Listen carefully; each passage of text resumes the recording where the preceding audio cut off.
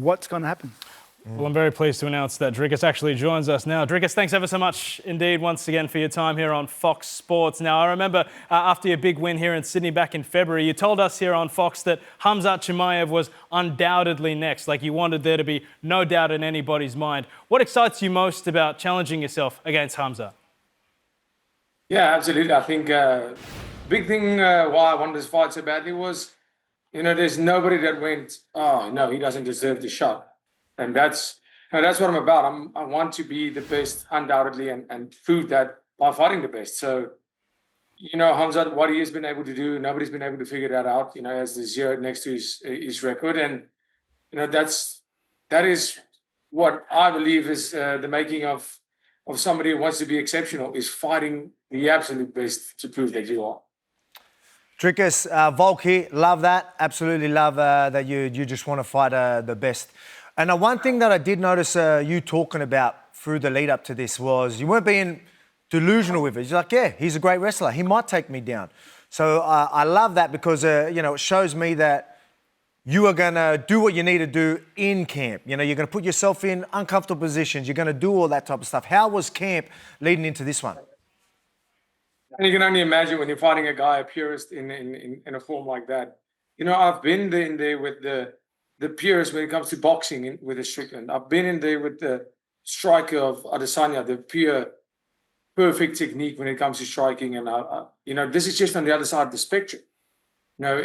He's just on the other side of the spectrum where his purity and his area where he's the expert is wrestling and grappling.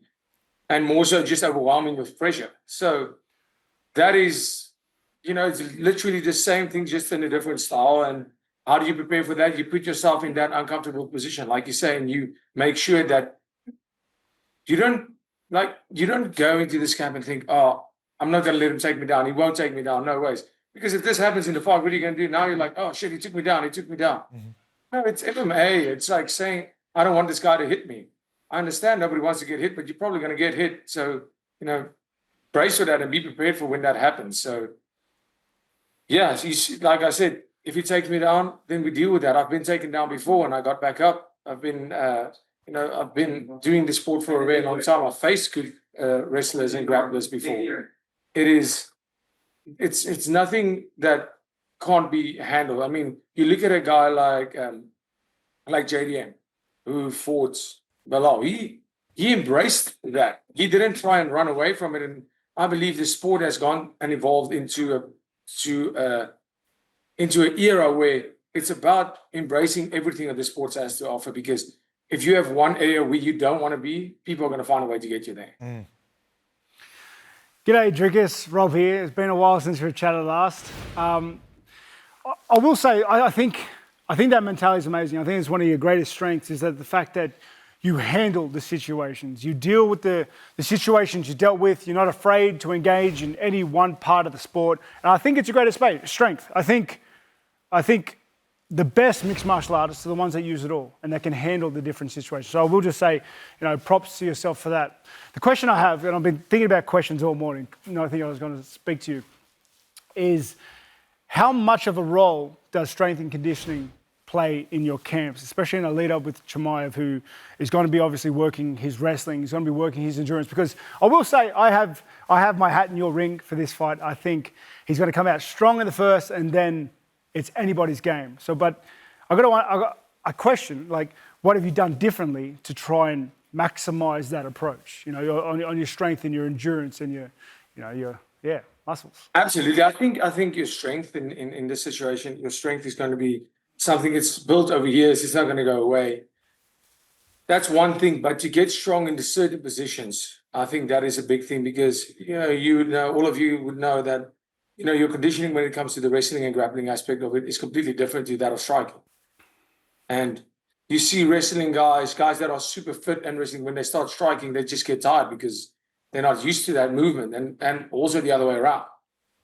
For me, with this, is because my conditioning has been, we made changes to getting in that, like you said, those nasty positions and working the conditioning from those positions. Because if you find yourself in those positions, you cannot go, I'm tired now. The resting there you cannot allow your opponent to rest. You cannot allow your opponent to get into a position where he's comfortable and you're uncomfortable, where you have to get out and he's saving energy and you're using energy.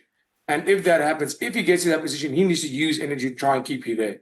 And that's what our mindset was with this whole thing, and how the conditioning coach had his plan on the type of conditioning we did.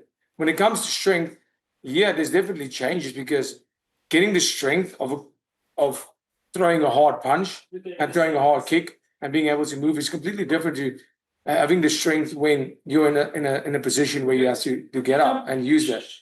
So, I mean, at the end of the day, we've been working at my conditioning with my new conditioning coach for the past 2 years, and every fight I felt the improvement. Every fight we could see it just improve, get better.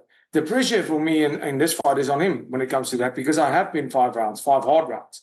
He hasn't, and the fights where he has gone to a third round, we saw him slow down tremendously. So I'm not saying he's going in there and he's not going to be ready for that, and he's gas and con. A lot of people say, oh, when it goes to the second round or third round, Dricus, you got this. How can you bank on that? What if it's not the case? I believe that I have to go in there from the word get-go and fight him. The only way I'm going to get him to not be able to have the gas tank in that third, fourth, and fifth round is by going out there from the first round and making him work the whole time. Well, Dricus, just touching on what Volk said a little earlier and where you said just now, as we take a look at our turning point presented by Ashley and Martin Medical Hair Centres, your finish of Israel Adesanya showcased your grappling skills to the world. And one thing I think that's gone under the radar a little bit is you've actually got more submissions than knockouts in your professional career. Could you shock the world, do you feel, and engage in some offensive grappling this time around? Because that's not what anybody's expecting. Oh, 100%. I can tell you this. I am not going out there to defend anything. I'm the hunter. I'm going to hunt. I'm not defending. I'm not planning on running away or trying to get away from it. That is the mistake, I believe. I believe that's the mistake people make. You're in there. It's the octagon. The guy, if you try to just run away, you're immediately giving him the sense that you don't want to be in that position. That's not the case for me. I'm going out there to attack. I'm going out there to attack, and whether it be on the ground, whether it be in the clinch, or whether it be in the striking, there's no place I prefer. So I'm going out there, and man, wouldn't it be sweet to get that submission? Yeah, Dricus, one more from me. Everything you're saying's, I've done breakdowns, and I've literally talked about all this, and I've said that pretty much exactly what you're saying. You're saying all the right stuff. So I'm going to change gears here, and seeing you've been doing so much skits with Aussie guys. You come over here in Australia doing so many funny skits. When are we doing one? Maybe a cooking with Volk, maybe a funny skit. When are we going to do something like that? Well, count me in. I'm 100% in. Give me a date. We fly out and I make that happen. I would love that. That would be so awesome. I love Australia. It's been amazing the times that I've been there. I am 100% in. We will definitely make it happen. Sweet. And your cooking looks amazing. I need to taste that. Yeah, that's right. We'll save that for obviously talking about that after fight week. I won't let you worry about the food right now. But yeah, we'll talk. We'll get talking. We won't let you worry about any deep dish pizza this time around. But Dricus, thanks ever so much for your time once again. Always very gracious joining us here on Fox Sports, and we wish you the best this weekend. Thank you so much, guys. It was awesome speaking to you. Thank you. Always class from him. And Rob, props to you. You're very respectful between the two of you. Great to see that you guys have that rivalry, but also a great deal of tremendous professional respect. Well, yeah, I don't have any gripes with any middleweight generally. It's a competition thing. We're in the same weight division, so there's a level of, I don't want to fight people I like. Yeah, that's But right. honestly, Dricus has grown on me. Good fella. He's always been really respectful. I will say he's funny. He's a funny dude. I like his humour. I like the way he plays on it.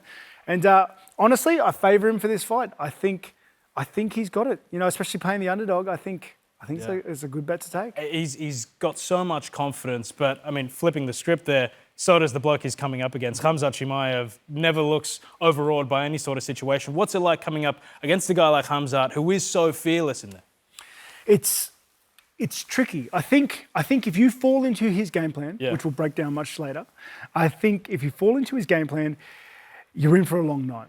because he likes playing to his strengths. And you see that a lot of his fights that are in the first round are very fast because he takes them there. But the longer the fight goes on, the less that he has control, it kind of deviates. So, yeah, I'm pumped. He's very good at a particular skill set. I'm wondering if he can push it on Dricus.